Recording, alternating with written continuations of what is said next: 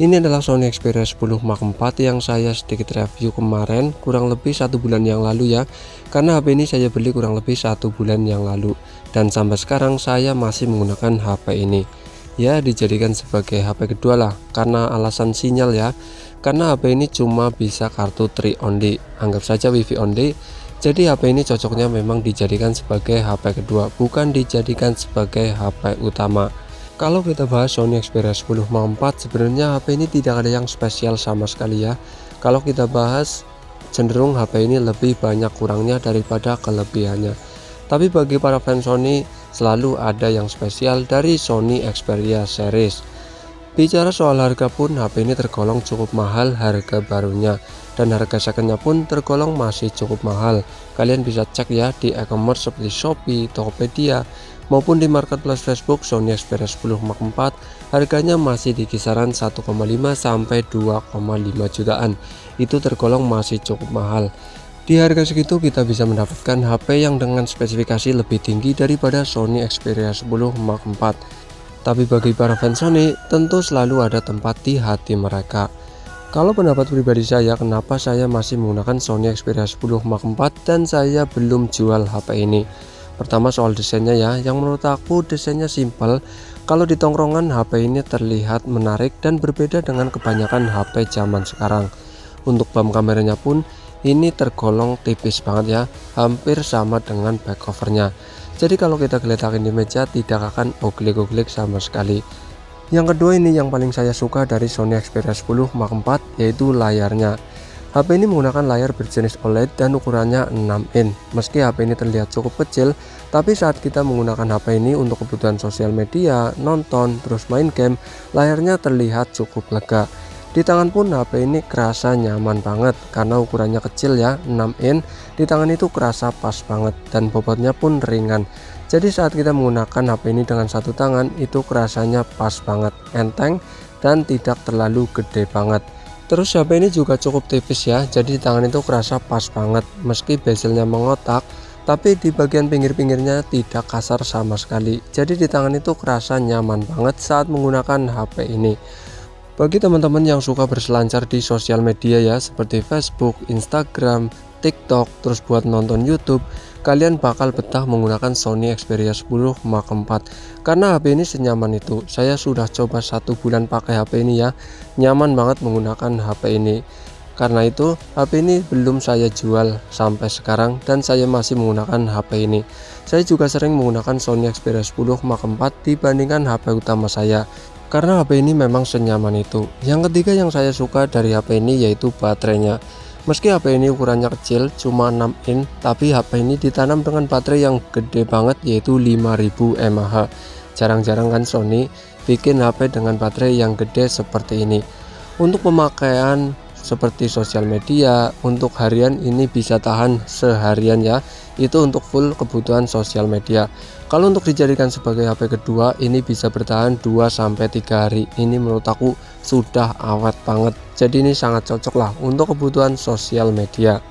Yang keempat yang saya suka dari HP ini, fitur lubang jack audio 3,5 mm tidak dibuang di Sony Xperia 10 Mark IV. Jadi buat teman-teman yang masih menggunakan handsfree berkabel, di Sony Xperia 10 Mark IV ini masih bisa digunakan. Ini tidak perlu konverter ya, dari lubang Type-C ke lubang jack audio 3,5 mm. Bahkan HP ini sudah didukung dengan musik yang sangat bagus banget. Ini support DAC ya. Jadi buat teman-teman yang suka audio atau suka musik kan, di Sony Xperia 10 Mark IV ini sangat mendukung banget. Ini seperti MP3 tapi Android. Jadi buat teman-teman yang suka mendengarkan musik, ini sangat cocok banget. Karena HP ini ukurannya kecil, masih ada lubang jack audio 3,5 mm dan support DAC. Jadi enak banget untuk kebutuhan musik. Satu lagi fitur yang masih dipertahankan di Sony Xperia 10 Mark IV yaitu LED notifikasi. Sekarang jarang banget ada HP yang menggunakan LED notifikasi seperti ini ya. Tapi di Sony Xperia 10 Mark IV ini masih tersedia. Jadi ini fitur jadul tapi masih diterapkan di Sony Xperia 10 Mark IV. Tapi memang kadang ada yang jarang melihat LED notifikasi. Terus yang kelima, HP ini masih support micro SD ya. Jadi buat teman-teman yang masih menggunakan memori tambahan, Di Sony Xperia 10 Mark 4 ini masih tersedia memori tambahan. Oh ya, untuk versi yang saya pakai ini versi Jepang ya, jadi kalian bisa menggunakan SIM plus memori eksternalnya. Jadi ini menurut aku fitur yang kadang berguna kadang juga tidak ya, karena jarang menggunakan micro SD. Sekarang saya pun jarang menggunakan memori tambahan ya, biasanya menggunakan memori internal saja. Mungkin itu beberapa kelebihan di Sony Xperia 10 Mark 4, tapi bisa dikatakan kelebihan, bisa juga dikatakan tidak ya, karena itu fitur yang wajar diterapkan di HP-HP zaman sekarang. Tapi untuk kekurangannya HP ini banyak banget ya, terutama untuk desainnya. Tapi balik lagi soal desain, soal selera. HP ini punya desain di bagian depan seperti HP jadul ya. Bezel atas bawah itu masih terlihat tebal banget, tapi ini ciri khas dari Sony Xperia series. Dan sampai sekarang Sony masih mempertahankan desain seperti ini. Yang kedua, materialnya ya. HP ini menggunakan material berjenis plastik baik di bagian back cover maupun di bagian bezelnya. Dimana HP dengan harga kurang lebih barunya di kisaran 5 juta lebih, biasanya menggunakan material kaca di bagian back covernya, terus material aluminium di bagian rangkanya. Tapi Sony Xperia 10 Mark 4 ini menggunakan material berbahan plastik. Ini menurut aku kekurangan dari Sony Xperia 10 Mark 4. Tapi mungkin untuk penyesuaian harga ya, karena Sony Xperia itu terkenal cukup mahal dari dulu. Tapi memang ya, Sony Xperia 10 series sejak zaman dulu masih menggunakan material plastik sampai Sony Xperia 10 Mark 4 ini. Yang keempat ini yang saya sangat kecewa dari Sony Xperia 10 Mark 4, yaitu tombol shutter kameranya. Di Sony Xperia 10 Mark 4 tidak ada tombol shutter kameranya, dimana ini ciri khas banget dari Sony Xperia series. Sony Xperia series biasanya menggunakan tombol khusus untuk kameranya di bagian kanan layar, tapi di Sony Xperia 10 Mark 4 ini dihilangkan. Ini menurut aku yang membuat kecewa di Sony Xperia 10 Mark 4. Sayang banget ya, tidak ada tombol shutter kameranya. Yang kelima juga cukup mengecewakan ya, yaitu HP ini menggunakan mono speaker. Jadi tidak seperti Sony pada biasanya yang menggunakan speaker stereo, tapi speakernya ini cuma satu di bagian bawah. Ini yang menurut aku sangat disayangkan. Biasanya HP yang di atas harga 5 jutaan itu menggunakan speaker stereo, tapi di Sony Xperia 10 Mark 4 ini cuma menggunakan speaker mono. Itu sangat disayangkan. Yang keenam, HP ini masih menggunakan fingerprint di samping kanan layar ya. Berbeda dengan kebanyakan HP zaman sekarang yang menggunakan in-display fingerprint. Memang ini ciri khas dari Sony, tapi teknologi ini menurut aku sudah ketinggalan zaman banget.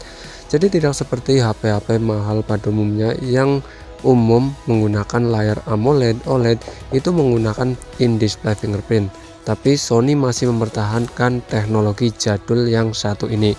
Yang ketujuh yang menurut aku ini cukup fatal ya. Ini minus banget lah menurut aku. Sony Xperia 10 Mark 4 tidak ada double tap-nya. Jadi untuk mengaktifkan layar atau untuk membangunkan layar, kita harus mencet tombol power maupun tombol volume. Ini menurut aku minus banget di Sony Xperia 10 Mark 4. Dimana HP dengan harga kurang lebih 2 jutaan sudah menggunakan fitur namanya double tap to wake.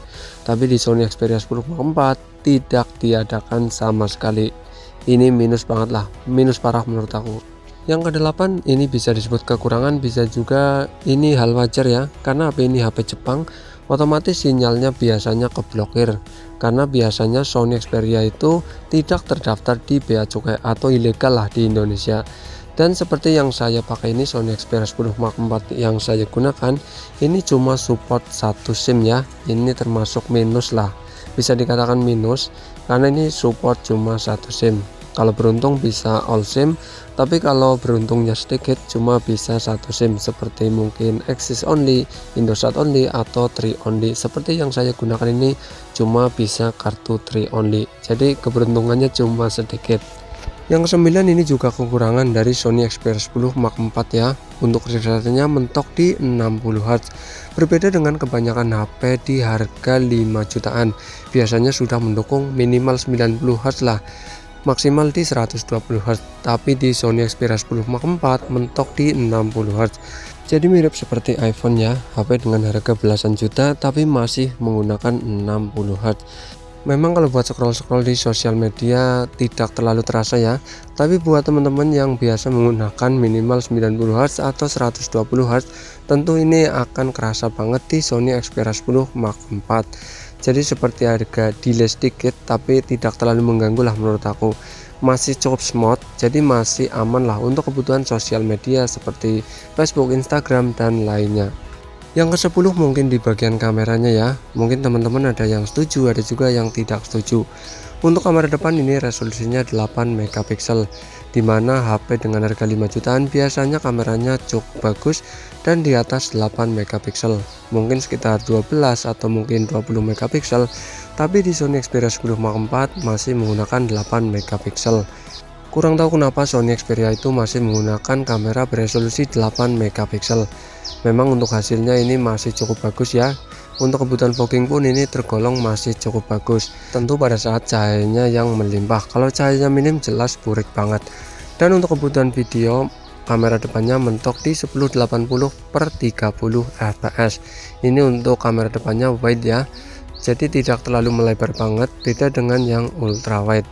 Terus untuk kamera belakang ini ada 3 setup kamera ya, 12 megapiksel wide, 8 megapiksel telephoto, dan 8 megapiksel ultra wide nya.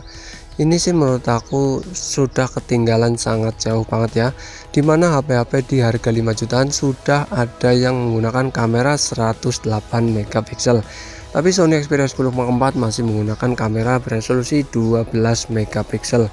Memang megapiksel bukan segalanya ya, tapi kalau megapikselnya gede, kameranya bagus, tentu untuk ngezoomnya itu gambarnya jelas bagus. Untuk hasil fotonya menurut aku masih terbilang cukup oke ya, cukup bagus, tapi saat cahayanya banyak. Kalau cahayanya minim, ini burik banget menurut aku. Jadi banyak banget noise-nya. Ya maklum lah, cuma 12 megapiksel. Tapi kalau cuma untuk dokumentasi atau video-video biasa, menurut aku sih ini cukup lah, cukup bisa diandalkan. Dan yang sangat disayangkan, HP ini perekamannya mentok di 1080x30 fps, dimana HP-HP di harga 5 jutaan biasanya sudah support 4K 60 fps. Tapi Sony Xperia 10 Mark IV ini mentok di 1080x30 fps. Sayang banget ya, tidak sampai 4K sekalipun. Dengan harga 5 jutaan menurut aku ini terlalu mahal. Tapi untuk hasil videonya menurut aku sih ini cukup bisa diandalkan lah, baik untuk kamera depan maupun kamera belakang, meski cuma mentok di 1080x30 fps. Jadi cukup lah untuk dokumentasi harian kalian. Jadi buat teman-teman yang pengen beli Sony Xperia 10 Mark IV di tahun 2026, HP ini banyak banget kekurangannya ya. Memang ada beberapa mungkin kelebihan ya, tapi banyak banget kekurangannya daripada kelebihannya. Dan untuk harganya pun HP ini tergolong masih cukup mahal di tahun 2026 ini. Jadi buat teman-teman yang pengen beli, silahkan dipikir-pikir terlebih dahulu ya. Karena harga sekitar 1,8 jutaan kita bisa mendapatkan HP yang lebih baik daripada Sony Xperia 10 Mark IV. Tapi kenapa saya masih bertahan dengan HP ini? Mungkin karena saya jadikan sebagai HP kedua ya. Terus juga saya kerasa nyaman banget dengan HP ini. Jadi enak dibawa kemana-mana. Dikantongin pun HP ini terasa nyaman banget, tidak terlalu mengganjal.